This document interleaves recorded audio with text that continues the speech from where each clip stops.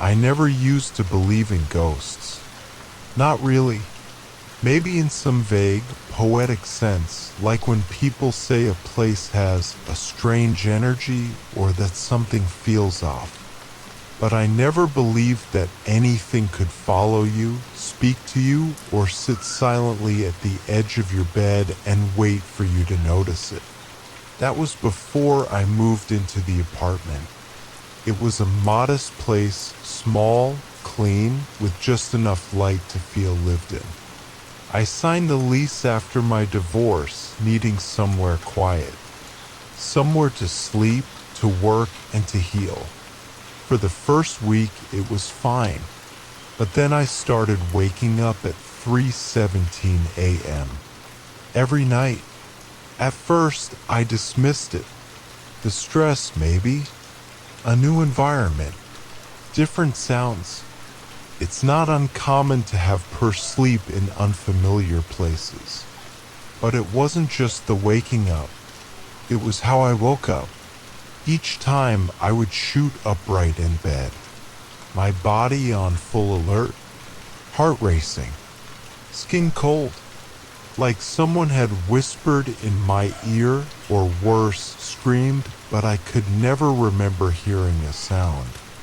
I tried sleeping pills, melatonin, herbal teas, nothing helped, and always 3:17 a.m.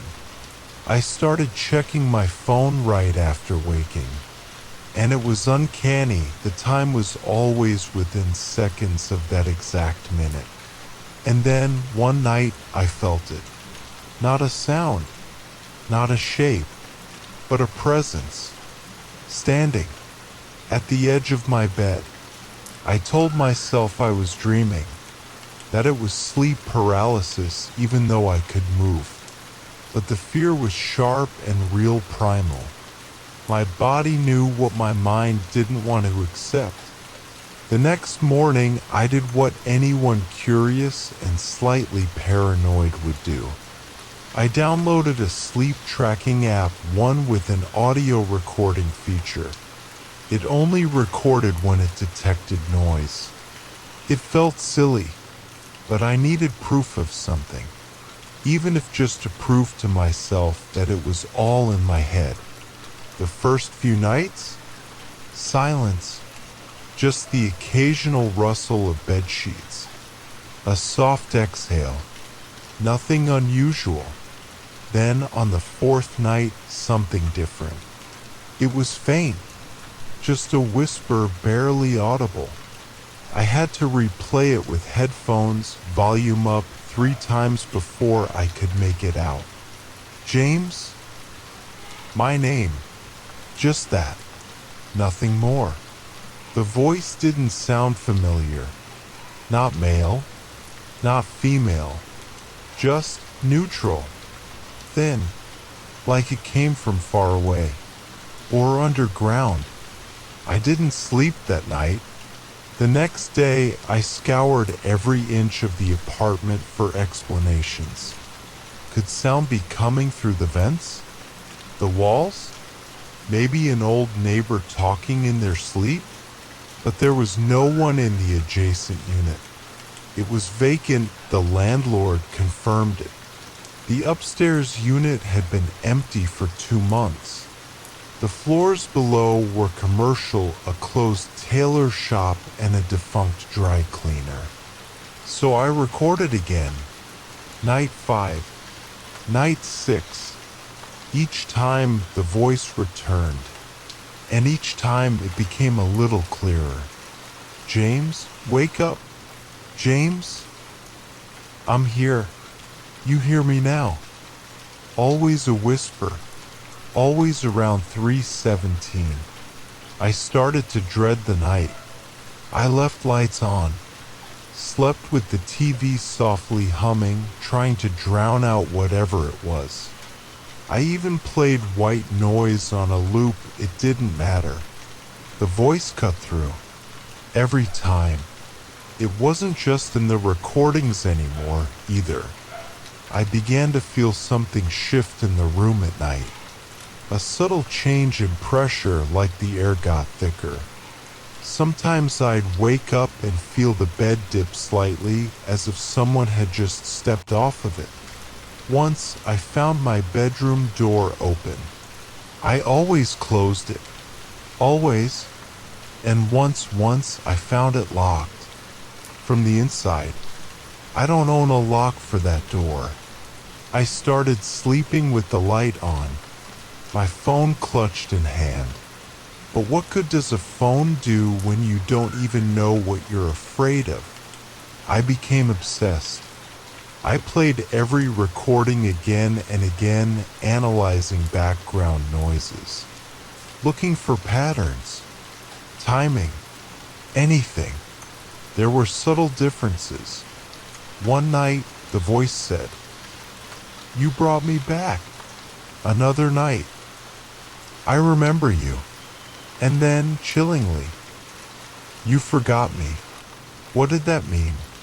I started thinking back, not just to the last few months or years, but deep into my childhood. I grew up in the same city, about 10 miles from where I was living now. When I was 11, my friends and I had broken into an old, condemned house. It was a dares game. We each had to go in alone for 5 minutes. I remember the smell, mold, and rot, and a strange little wooden box I found in a broken drawer. It was small, almost like a music box, but with no keyhole or latch, just symbols carved into it. I took it home, hid it in a shoebox. It vanished a few weeks later. My mom must have thrown it away, but I never forgot it. Could that be connected? Could something have clung to me all these years? It sounded insane, but so did a voice whispering my name in a locked apartment with no one else inside. By week 3, I was a wreck. Sleep-deprived, paranoid, and haunted. That's when I bought a motion-triggered camera. I set it up in my bedroom, angle-wide, covering the entire room. I synced it to start recording at 3 a.m. The next morning, I woke up and checked the footage with shaking hands. At 3:17, my body stirred. I turned in bed, then sat up, but my eyes were still closed. Sleepwalking? I watched as I leaned forward, lips moving, talking to someone. There was no sound on the camera, but I matched the timeline to the audio on my phone. At that exact moment, the voice whispered back, "You remember me now." The video haunted me. Seeing myself move, eyes shut, lips moving, like a puppet in someone else's hands. It was worse than hearing the whispers, because it meant whatever was happening wasn't just in my mind. My body was part of it, participating, obeying, and something was responding.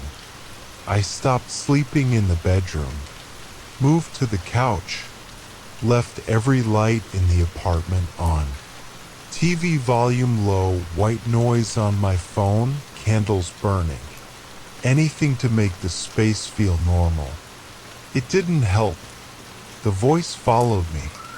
Now it whispered earlier, sometimes before I even fell asleep. "James," it would say, "don't be afraid. I missed you." It started sounding closer, not far away like before, but like it was behind the couch or inside the wall. Once, and I swear this is true, it sounded like it came from inside me.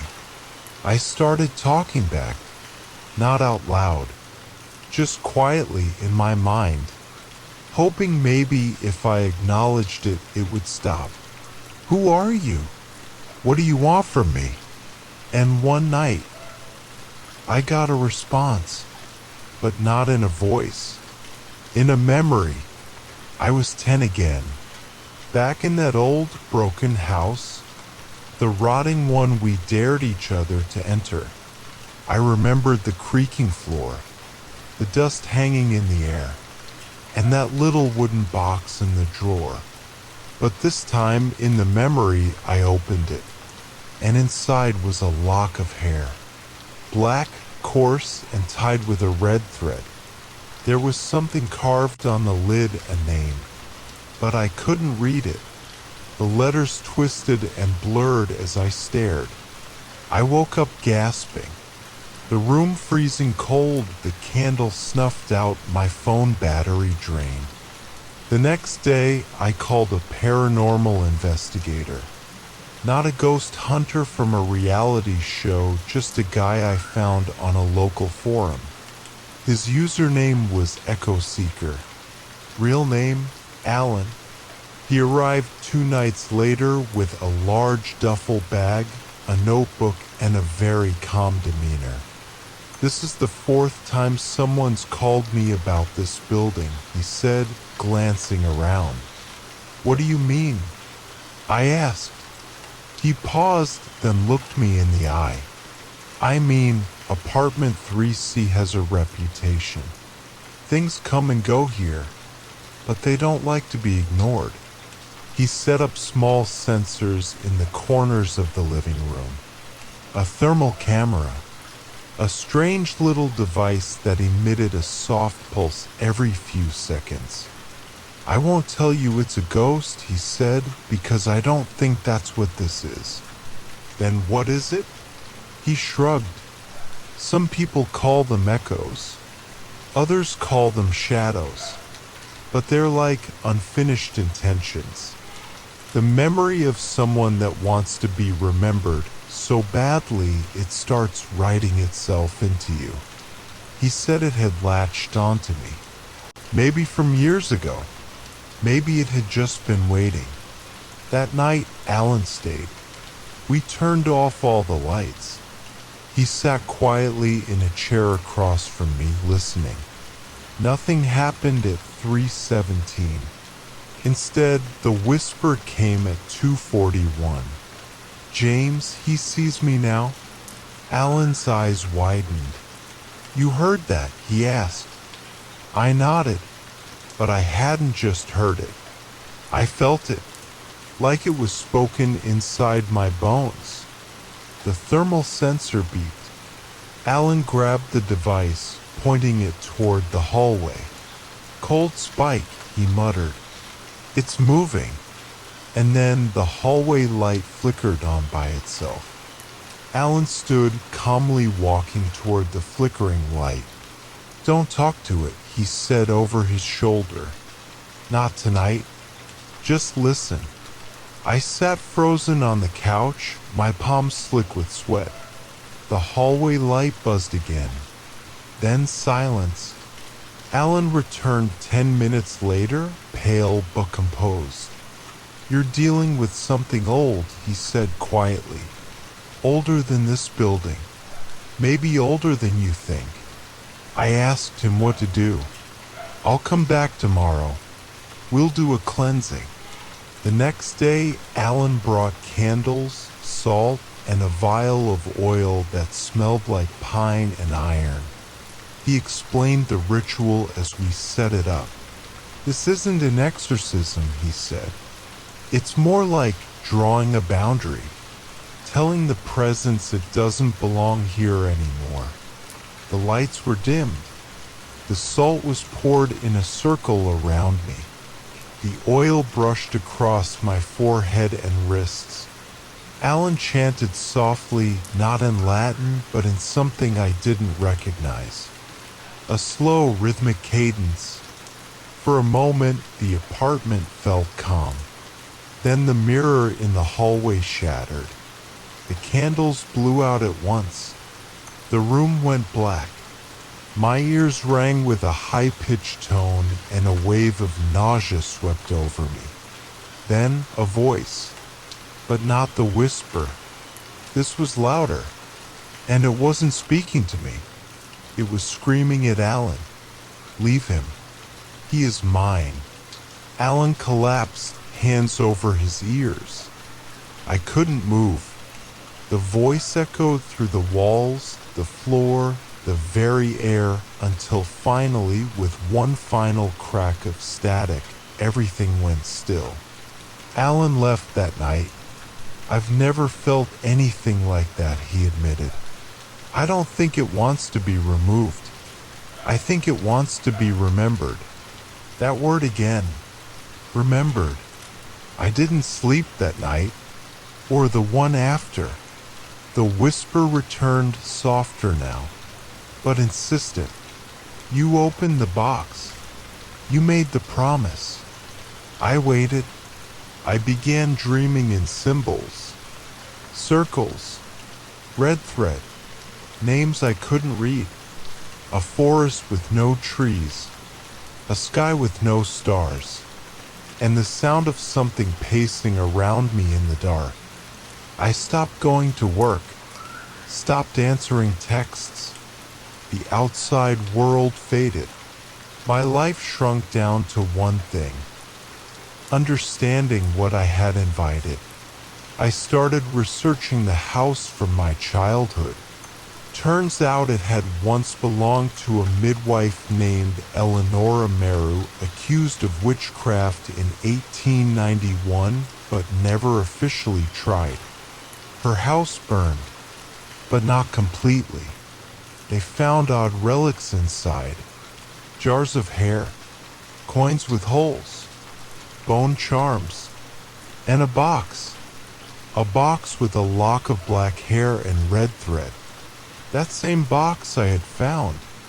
I dug through city records, old newspaper clippings, forgotten library files. The name Eleonora came up again and again, always as a rumor. Whispers, shadows, people having strange dreams, seeing shapes in windows. I found a scanned diary page from a boy in 1974. It read, "She speaks in my sleep. She says I made a promise. I don't remember, but she does. She always remembers. Just like me." I started to realize I hadn't just brought something back. I had made a pact. I don't know what I said, what I did. Maybe just opening the box was enough. But I had acknowledged her, and in doing so, I had made myself a doorway, a voice waiting decades for someone to listen again. Now she was in me. It changed after that. The whisper no longer came at night. Now it came in the daytime, in reflections, in cracks in the wall, in the silence between phone rings. She was closer. And more than that, I wasn't afraid anymore. That scared me most of all. I stopped fighting it. Not out of surrender. Not because I wanted to, but because something shifted. The fear that once kept me awake was gone. It didn't feel like possession. Felt like remembering, like a long-forgotten story that had always been part of me. I had just misplaced it, and now it wanted to be told. I moved back into the bedroom. I stopped lighting candles, stopped salt circles, stopped calling Alan. I let the dreams come, and they came vividly. They were no longer fragments. They were memories. In the dreams, I was walking through a forest, but the trees were wrong. Too tall, too thin, and they whispered when I passed. Whispered in a voice I knew. Eleonora. She walked ahead of me, always just out of reach. Her long black dress floated behind her like smoke. Her voice, a lullaby I couldn't quite understand. And always, in her hand was that same box. the one I opened as a child, the one that began all of this. One night the dream changed, the forest ended, replaced by a small wooden room, stone walls, a dirt floor, and the sound of dripping water. Eleonora stood before me, holding the box in both hands. "You returned," she whispered. "I never meant to leave," I replied. I didn't know where the words came from. She smiled, not kindly, not cruelly, just knowingly. "You remembered." When I woke, the box was on my nightstand. I hadn't seen it since childhood, but there it was, the same scratches, the same red thread, and now the name carved on the lid was clear: Eleonora Mare, 1847 to 1891. Below it, "The ones who remember keep me whole." That day I didn't leave the apartment. Instead, I sat with the box, staring at it, listening. I didn't open it. I didn't need to, because now I felt it, the weight of it, like it was breathing. And around me, the walls seemed to pulse with a rhythm that wasn't mine. That night, the voice spoke clearly, not a whisper, not from afar, but right next to me. "Tonight we finish." I didn't ask what that meant. Some part of me already knew. I lit no candles, turned off every light. I lay on the bed, the box on my chest, and closed my eyes. And when I opened them, I was in the forest again. But this time it was burning. The trees crackled with quiet fire. Red thread hung from their branches, swinging like nooses. And ahead, through the smoke, Eleonora stood. Her face was veiled, her dress soaked in ash, and her voice was inside me now. "You were the last to see me," she said. "In the house, as a boy, you opened the promise. You broke the circle. I tried to speak, but no sound came. You must choose." She lifted the box. "Open it again," she said, "and you become the voice. The memory will live through you. You will never be alone." She stepped closer. "Or you leave this place, break the thread, let me fade." I could feel the weight of the choice. Keep her memory alive and let her become me, or destroy her and risk forgetting not just her, but a part of myself. I reached for the box. My hands trembled. I opened the lid, and the forest went silent. The fire stopped. The air stilled. Inside the box, where the lock of hair had once been, now lay a mirror, small, cracked, and in it, I didn't see myself. I saw her, Eleonora, and she was crying. Then something changed. Her reflection blinked. Once, twice, then smiled. But I didn't, because it wasn't me anymore. I woke up back in the bedroom. The box was gone. The apartment was cold, but not empty. I walked to the mirror in the hallway and saw her there, behind my eyes, just for a second. Then nothing. I went outside for the first time in weeks. The sunlight felt unreal. The world went on, unaware, unchanged. But I wasn't. I still heard her.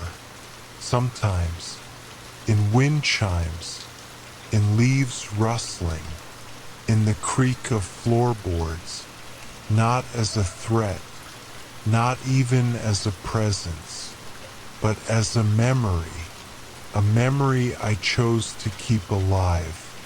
I moved to a new apartment, a new city, started over, and yet some nights I dream of forests that burn, of boxes I never opened, of a voice whispering, "I remember for both of us now."